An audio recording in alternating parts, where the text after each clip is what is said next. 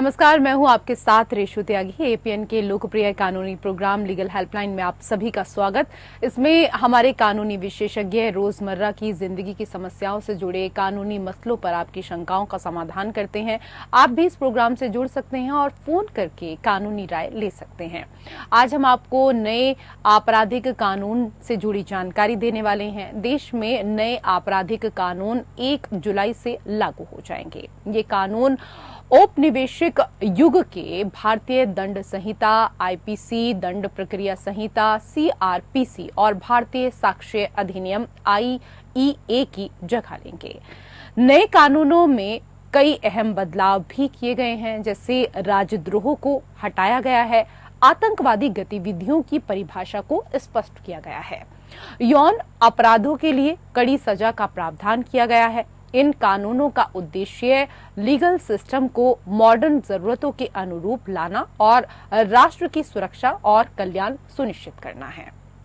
तो ये थी बुनियादी जानकारी। इस मसले पर ज्यादा जानकारी देंगे हमारे आज के कानूनी विशेषज्ञ ऋषिपाल सिंह जी। सर, स्वागत है आपका। नमस्कार। नमस्ते सर। तो आप फोन करके जानकारी आज इस विषय पर ले सकते हैं। फोन लाइंस खुल चुकी हैं। 2 नंबर आपकी टीवी स्क्रीन पर हैं। दोनों में से किसी भी नंबर पर आप डायल कर सकते हैं। नए आपराधिक कानून से जुड़ी जानकारी अगर आप हासिल करना चाहते हैं, आपका इस विषय से संबंधित कोई भी प्रश्न है, तो आप कॉल करें।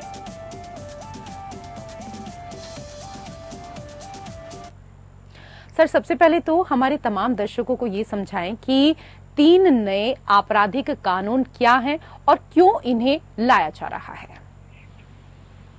देखिए ऋषि, जो जैसे हम सब जानते हैं कि 1 जुलाई 2024 से 3 नए आपराधिक कानून जो हमारे देश में लागू होने जा रहे हैं, वो अपने में बड़े महत्वपूर्ण हैं, क्योंकि हमारे पास जो इससे पहले के जो आपराधिक कानून हमारे पास चलते आ रहे थे, वो करीब करीब 100 वर्षों से ज्यादा पुराने कानून थे जो हमारे देश में लागू हुए थे, और जिनको खुद वो कानून जो बने थे वो हम सब जानते हैं कि उपनिवेशिक काल में बने थे, और सबसे पहले वो इंग्लैंड में कानून बने थे। तो उसके बाद हम लगातार देख रहे हैं कि जो समाज है, जो लोग हैं, लोगों का जो चाल चलन है, बोल चाल है और बाकी उनका व्यवहार है, अपराध के तरीके हैं, अपराध का प्रकार है, वो पहले से बहुत बदल गया है।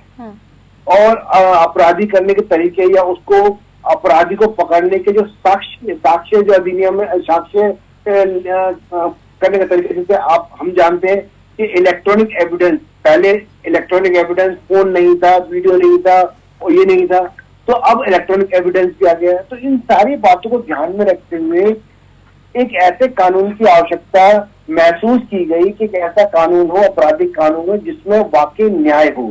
न्याय का अर्थ ये है कि अपराधी को 100% अधिकतम सजा हो, और जो अपराधी नहीं है, जो निर्दोष है, उसको बचाव हो सके। तो ये अपने आप में नए कानून की सबसे इम्पोर्टेंट पॉइंट है, और इसी बात को ध्यान में रखते हुए तीनों कानून लाए गए। 3 कानूनों में हमारे 3 कानून है। पहला तो जो हमारा आईपीसी था, इंडियन पेनल कोड, उसकी जो कानून लाए गए जिसको हम बोलते हैं सब्सटैंटिव लॉ, यानी जिसके अंदर जो अपराध होते हैं कि कौन कौन से अपराध हैं और कौन कौन से अपराधों की कौन कौन सी सजा होगी। एक तो ये है।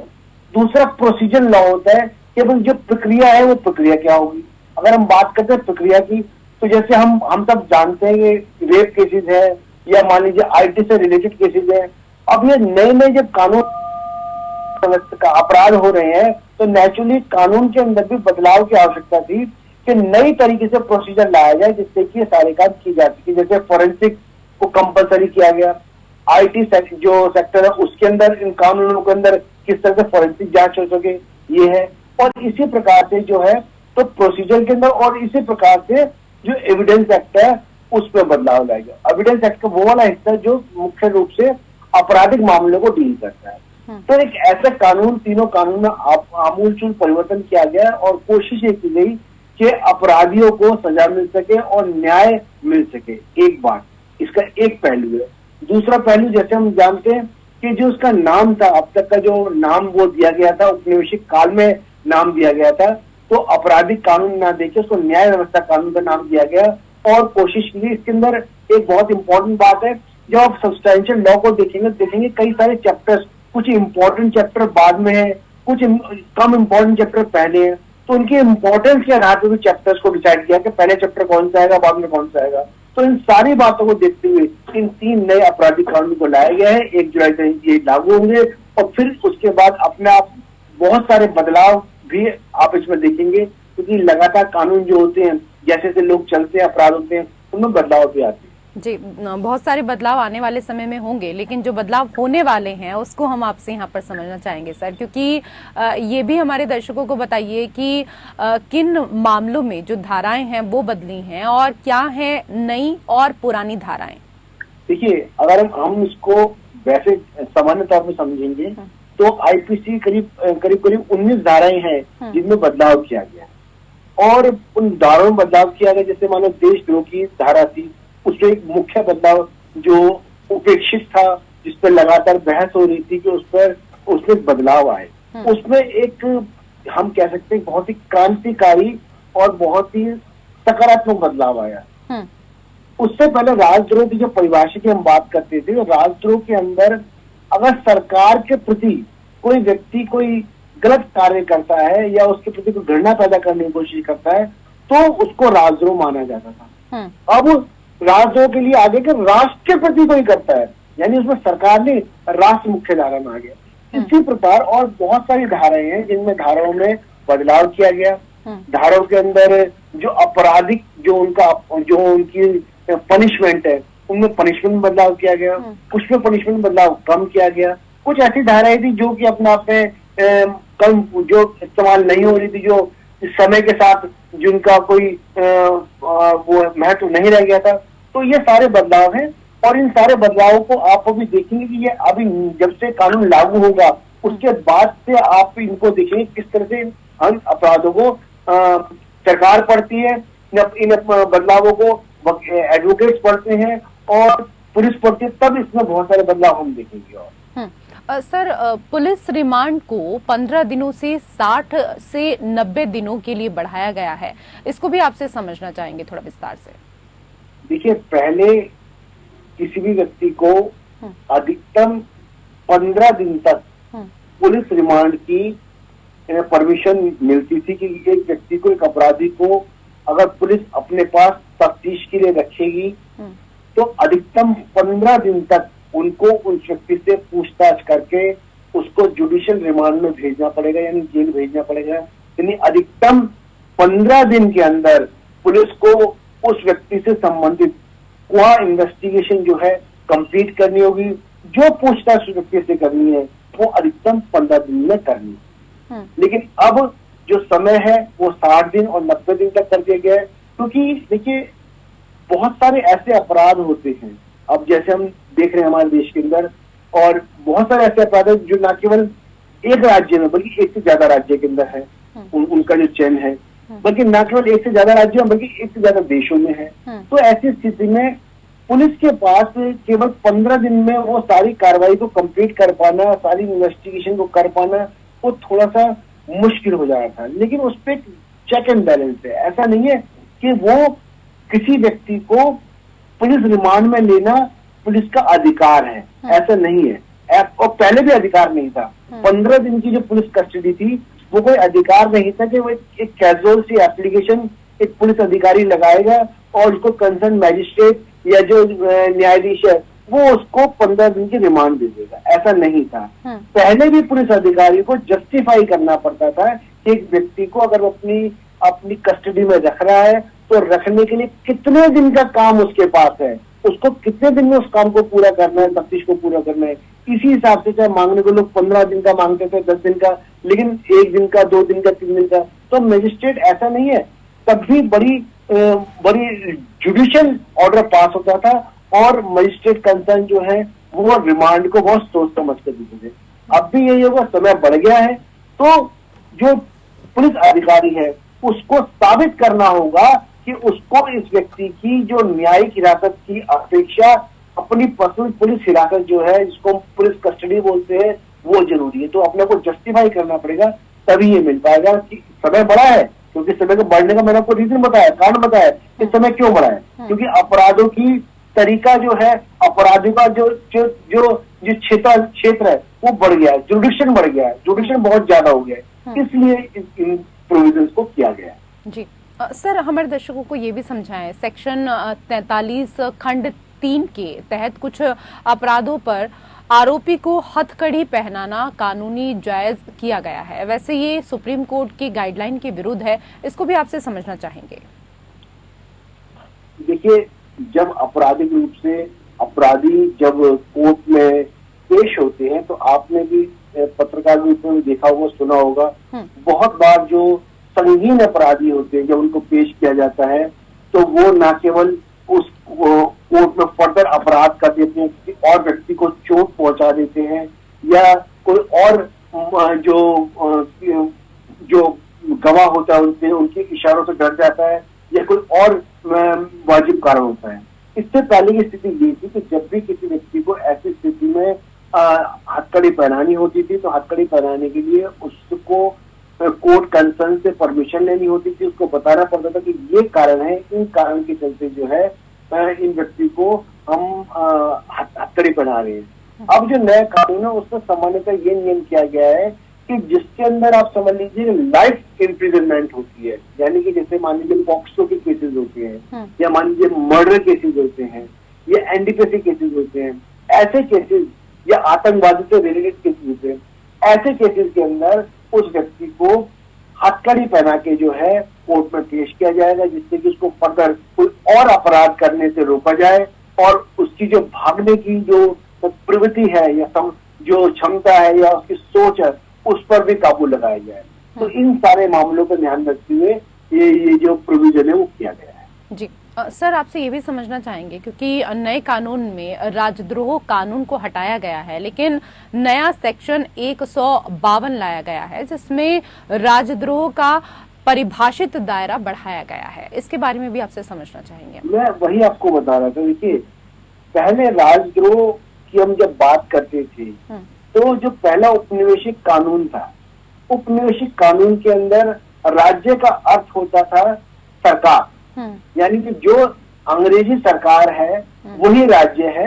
अगर उसके विरुद्ध, सरकार के विरुद्ध कोई भी कार्य किया जाता है तो वो राज्य के विरुद्ध अपराध माना जाता था, यानी राष्ट्र के विरुद्ध अपराध माना जाता था।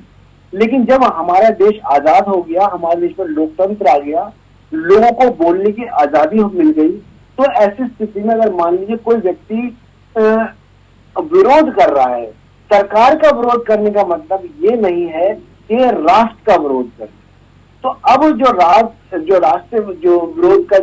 राष्ट्रद्रोह की बात थी, राष्ट्रद्रोह में जो शामिल जो मुख्य बात की गई है वो ये है कि जब आप उस भारत राष्ट्र के प्रति, भारतवर्ष के प्रति अगर कोई ऐसा कार्य करते हैं जिसके अंदर लोगों के मन में द्वेष पैदा हो सकता है, घृणा पैदा हो सकती है, दंगे हो सकते हैं, और वो जो आपका बोलना, चालना या आपका जो विरोध करना है या आप किसी बात के लिए षड्यंत्र करना है, प्लानिंग करना है, वो किसी सरकार के विरुद्ध नहीं है, वो राष्ट्र के विरुद्ध है। तो ऐसी स्थिति में जो है ये एक अपने आप में सकारात्मक बदलाव है जो हम कानून में देख रहे हैं। जी सर, कई और चीजें हैं इस विषय से संबंधित जो हम दर्शकों के लिए आपसे समझना चाहेंगे। इसके विषय से संबंधित अगर आपका भी कोई सवाल है तो आप भी हमारे इस विशेष कार्यक्रम में कॉल कर सकते हैं। सर, हमारे तमाम दर्शकों को ये बताएं कि गतिविधियों की परिभाषा को स्पष्ट किया गया है, आतंकियों पर कानून सख्त बनाया गया है। इससे पहले भी आपने हालांकि इसके बारे में जानकारी दी, लेकिन जो दर्शक अभी अभी हमारे साथ यहाँ पर जुड़े हैं, एक बार उनको भी इसके बारे में थोड़ा विस्तार से जानकारी दे दीजिए। देखिए ऋषि, जैसे हम आपको पहले बता रहे थे कि जैसे क्योंकि ये नए कानून है और ये नए कानून 100 वर्ष से पुराने जो कानून है उससे पहले ये कानून तैयार हुए थे, तो जब हम बात करते हैं उसकी तो उस समय आतंकवाद जो इस समय आज की स्थिति हम जो आज जिस आतंकवाद को हम देख रहे हैं तब ऐसे आतंकवाद की कोई स्थिति नहीं थी। तो क्योंकि अब वर्तमान परिस्थिति में हम देख रहे हैं कि किस तरीके से जो धर्म के आधार पर विशेष तौर पर जो आतंकवाद फैलाया जाता है और किसी क्षेत्र के आधार पर आतंकवाद फैलाया जा रहा है, तो इस आतंकवाद को, क्योंकि ये अपने आप एक अलग तरीका है अपराध का, एक ऐसा तरीका है जो कि आम अपराध से अलग है। आम अपराध में क्या होता है, आप देखेंगे कि एक मेंसेरिया होता है, एक मनोस्थिति होती है, उसके कारण से अपराध होता है। आतंकवाद का जो अपराध है, बहुत बार उसके पीछे जो कारण है कोई अपना पर्सनल रीजन नहीं होता। बहुत से लोग केवल धार्मिक भावनाओं की वजह से, या इवन बहुत बार आप बहुत से ऐसी देखे कि लोग पेशेवर रूप से, यानी कि केवल वो वो पेशे के रूप में आतंकवाद के अंदर शामिल हो रहे हैं। तो ऐसी स्थिति में जो ये कार्रवाई है, इस कार्रवाई को क्योंकि उससे पहले परिभाषित नहीं थी, धारा 113 के अंदर जो नई हमारा जो कानून है उसमें आतंकवाद को परिभाषित किया गया है। और ना ही आतंकवाद केवल हम इसको समझे कि ये विस्फोटक तरीके से या किसी और तरीके से देश को नुकसान पहुंचाना है, वो भी है। और आर्थिक गतिविधियों के आधार पर भी अगर देश में कोई ऐसा व्यक्ति आतंकवादी कार्रवाई में लिप्त पाया जाता है तो वो कार्रवाई सारी जो है आतंकवाद के विरुद्ध या आतंकवादी कार्रवाई मानी जाएंगी। अगर मानिए जैसे मान लो बम बनाना है या कोई और चीज बनाना है, उसमें किसी की मौत होती है, तो ये सारे कार्य जो है आतंकवादी गतिविधियों मानी जाएंगी। और उनमें सजा जो है अधिकतम सजा जो है उसमें लाइफ सेंटेंस और फांसी तक की सजा है। तो इसलिए इस नए कॉन्सेप्ट को परिभाषित किया गया कि हाँ आतंकवाद कैसे हुआ, कैसे है। तो बहुत सारी नई चीजें, जैसे आपने अब बात करते हैं मॉब लिंचिंग है या नया राष्ट्रवाद की परिभाषा है या आतंकवाद है, तो ये नए नए कॉन्सेप्ट हैं जो कॉन्सेप्ट पहले नहीं थे। जब हमारा कानून था उस समय ये वाली चीज अवधारणाएं नहीं थी, ये नई अवधारणाएं हैं। तो नई अवधारणाओं के लिए नए कानून का हमने सहारा लिया है और नए कानून जो है उन्हीं अवधारणाओं के साथ पर लोगों को न्याय देने की कोशिश करते हैं। जी सर, ये भी बताएं कि यौन अपराधों के लिए कड़ी सजा का प्रावधान किया गया है, नाबालिगों से रेप पर कानून सख्त किए गए हैं, इसको भी आपसे समझना चाहेंगे, क्या कुछ बदलाव हुए हैं? देखिए ये कानून तो अगर आप देखें तो पहले से, इससे पहले भी जो यौन अपराध है, यौन अपराध के ऊपर जो सजा है, सजा का प्रोविजन इससे पहले भी बढ़ा दिया गया था। और बहुत सारे मामलों के अंदर जो सजा जो पहले 7 साल की 10 साल की उसको बढ़ाकर अब 20 वर्ष कर दिया गया है। और बहुत सारे कानूनों में सबसे बड़ा जो बदलाव किया गया है वो कानून है नॉट लेस देन, यानी कि अपराधी को जो सजा होगी उससे कम नहीं होगी। और इवन जो अगर मान लीजिए सेक्सुअल ऑफेंस के मामले जो है, जो पॉक्सो की जो मतलब छोटी बच्चियों से हैं, तो ऐसी स्थिति में तो जो सजा है वो जो सजा कर दी गई है वो पूरी लाइफ टाइम कर दी गई है। और उसमें कई बार फांसी का भी अलग से प्रोविजन है। तो इसमें ये हालांकि पहले भी जो एग्जिस्टिंग पॉक्सो का हम बात करते हैं या जो नए ऑलरेडी जो सेक्सुअल ऑफेंस के मैटर्स हैं उन सब में ये सारी बात है। विशेष तौर पर हम बात करते हैं कि जो नाबालिगों से रेप है, यानी कि पॉक्सो से रिलेटेड जो रेप है उनमें सजाओं को कम से कम 20 वर्ष कर दिया गया है। तो ये अपने आप में एक बहुत महत्वपूर्ण पहलू है। सबसे बड़ी बात एक और भी है, एक जो बदलाव हम उससे बात करते हैं, एक बदलाव ये भी है कि बहुत बार कोर्टों में, आपने फिल्मों में भी देखा होगा कि कोई व्यक्ति या कोई महिला या कोई बच्ची जो है उसका वो विरोध नहीं कर रही है, या उसको हम देख रहे हैं कि उसका कोई बात कंसेंट की होती है कि भाई क्या कंसेंट है या नहीं है। तो नाबालिग के केस में अगर कोई विरोध भी नहीं हुआ तो भी तो कंसेंट नहीं मिलेगा। बहुत सारे ऐसे अवधारणाएं हैं जो अवधारणाएं नए कानून की दिशा को बताती है, किस तरीके से नया कानून हमारा वर्क करेगा और लोगों को न्याय मिलेगा। इसके साथ ही सर, क्योंकि कुछ अपराधों के लिए एकांत कारावास के प्रावधान है, इसको भी हम आपसे समझना चाहेंगे। देखिए एकांत कारावास जिसको सॉलिटरी कन्फाइनमेंट बोलते हैं, वो अपने आप में एक ऐसी प्रक्रिया होती है जो कि जेल अथॉरिटी जो होती है, जेल अथॉरिटी के पास होती है।